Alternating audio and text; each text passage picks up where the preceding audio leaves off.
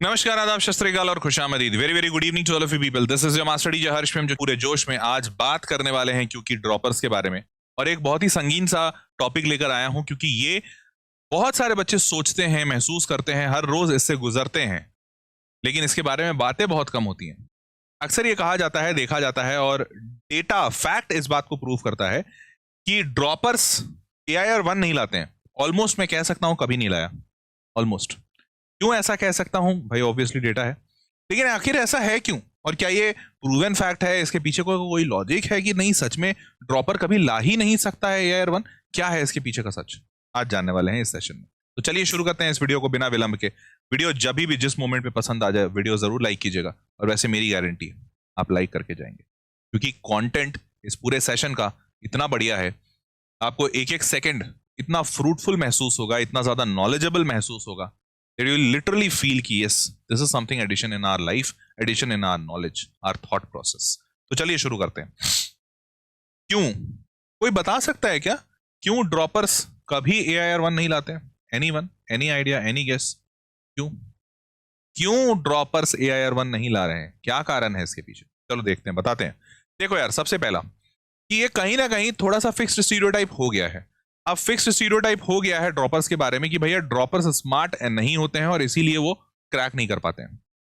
अब होता क्या है, इससे लिटरली यही इमोशनल डैमेज होता है।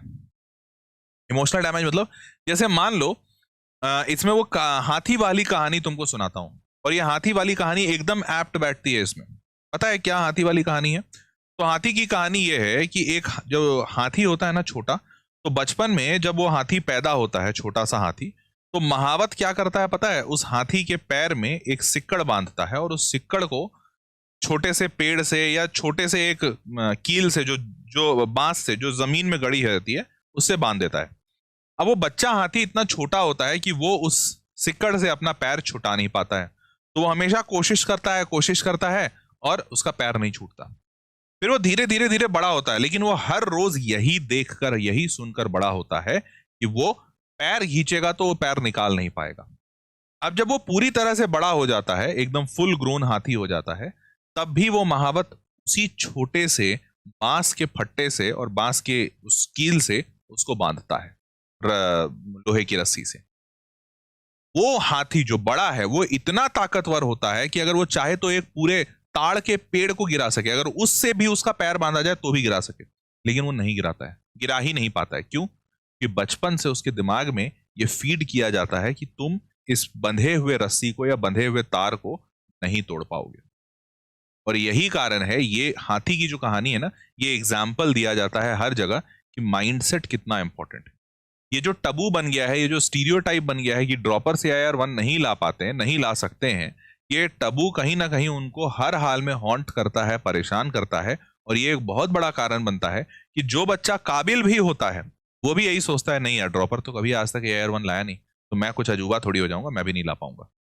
एंड हेंस जो अच्छा बच्चा भी होता है वो भी पीछे ढकेला जाता है, खुद ब खुद ही ढकेला जाता है, कोई ढकेलता नहीं है, बट उसका AIR 1 नहीं आता। ये पहला कारण है। दूसरा कारण बताता हूं, ओवरवेलमिंग फीलिंग्स। अब होता क्या है कि जब ड्रॉपर रहता है ना, तो उसके ऊपर पहले से बेचारे के ऊपर बहुत प्रेशर है, और सबसे बड़ा प्रेशर उसके खुद के उम्मीदों का। देखो होता क्या है ना, जिस एज में तुम हो उस एज में हार्मोन सुपर हाई होते हैं, इमोशन सुपर हाई होते हैं, और हर बच्चा अपने किए गए कर्मों को बहुत ज्यादा माइन्यूटली ऑब्जर्व करता है। कोई भी ऐसा बच्चा, मतलब मैं तो शायद ही एक दो ऐसे बच्चों के साथ आया होऊंगा, के सामने आया होऊंगा, जो बिल्कुल ही नालायक है, जो बिल्कुल ही उसको फर्क नहीं पड़ता माँ बाप क्या सोचते हैं। नहीं तो मैं तो 98-99% ऐसे बच्चों से मिला हूं जिस बच्चे को बहुत ज्यादा फर्क पड़ता है कि उसके वजह से, उसके कर्मों से उसके माँ बाप को दिक्कत हो रही है या खुशी महसूस हो रही है। तो हर बच्चा चाहता है कि यार वो अपने माता पिता को खुशियां दे सके, और जब वो ये नहीं दे पाता, वो IIT नहीं कर पाता, वो नीट नहीं कर पाता, उसका दिल दुखता है, वो बहुत परेशान हो जाता है। उसको लगता है कि यार मैं जिंदगी में कुछ कर ही नहीं पा रहा हूं, मैं तो किसी काम का नहीं हूं, मैं बोझ बन गया हूं। और ये सारी फीलिंग्स ना उस इंसान को, उस बच्चे को, उस बच्ची को और नीचे ढकेलता है। उसको लगता है कि यार मैंने सब खराब कर दिया।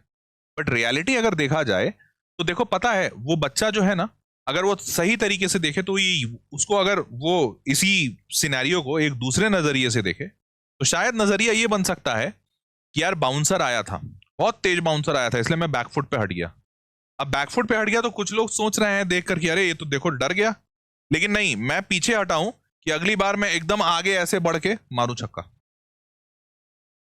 अब अगर इसी तरीके इस सिनेरियो को तुम इस तरीके से सोचते हो ना, तो तुम्हारे अंदर भीषण कॉन्फिडेंस आएगा।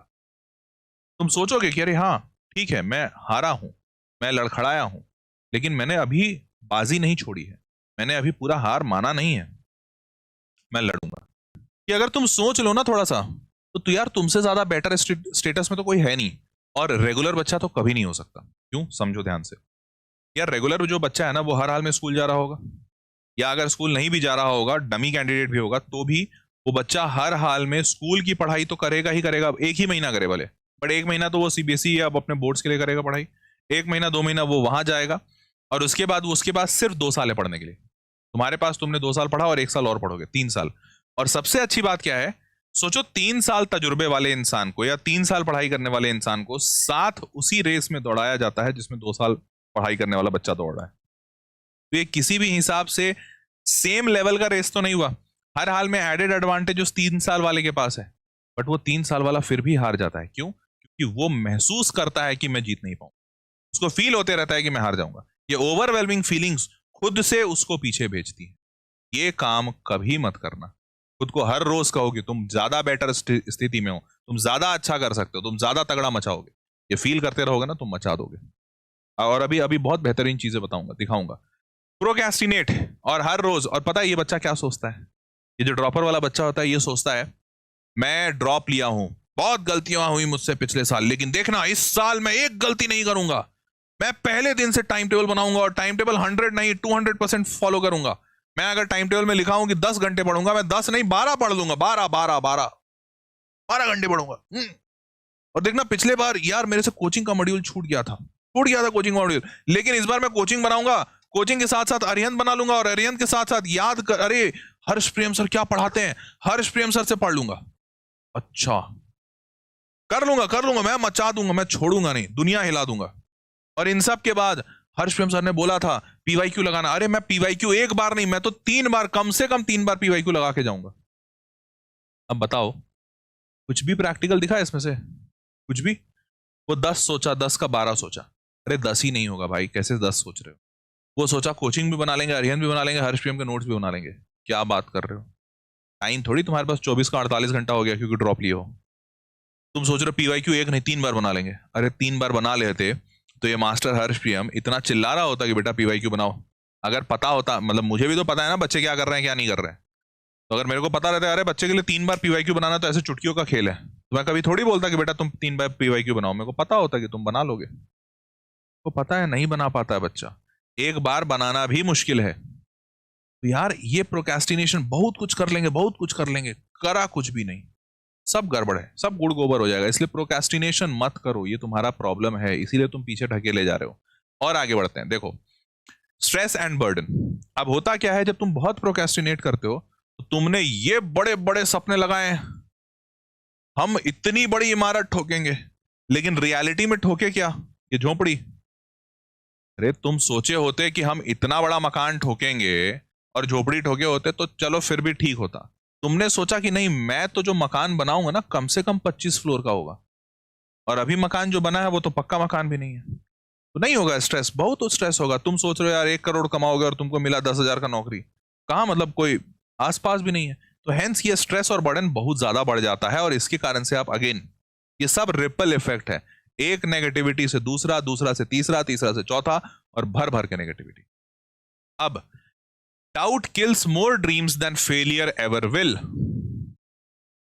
जैसे मैंने तुमको बताया ना, जो ये बच्चा रहता है ये हर रोज यही सोचता रहता है मैं कर पाऊंगा कि नहीं कर पाऊंगा, मैं नहीं कर पाया। क्योंकि एक बार जब इंसान फेल हो जाता है ना, उसके बाद वो डर जाता है, उसके बाद वो कांपने लगता है, सहम जाता है, उसको लगता है पता नहीं हो पाएगा कि नहीं हो पाएगा। तो ये जो पता नहीं वाला स्टेट है ना, इसमें वो इंसान कभी भी फुल फ्लेजेड कॉन्फिडेंस से आके आगे बढ़कर कदम नहीं उठाता। लेकिन ये बात वो इंसान, हर इंसान भूल जाता है जो हारता है। यार हार जीत सबके साथ होती है, जो आज सफल है ना वो भी कभी ना कभी हारा होगा। बस उसमें और तुम में यही अंतर हो जा रहा है कि उसने हिम्मत दिखाकर आगे बढ़ा, तुम नहीं आगे बढ़ रहे हो। तो ये डाउट करना अपने ऊपर बंद करो, इससे डाउट से तुम बहुत ज्यादा नुकसान उठा रहे हो। ठीक है।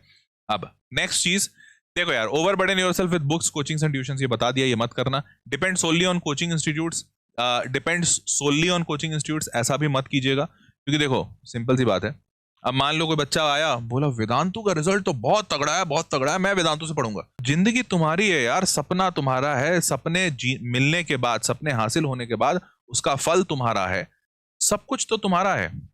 मैं तुम्हारे लिए वो निमित्त हूं, मैं तुम्हारे लिए वो रास्ता हूं जो रास्ता तुमको मंजिल तक लेकर जाएगा। कभी रास्ता मंजिल नहीं होता बेटा। तो इस बात को आप बहुत अच्छे से समझिए कि आप पूरी तरह से किसी पे निर्भर नहीं होइए, सिर्फ खुद पर निर्भर होइए, क्योंकि सपना आपका है, आपको निकालना है। समझ पा रहे हो?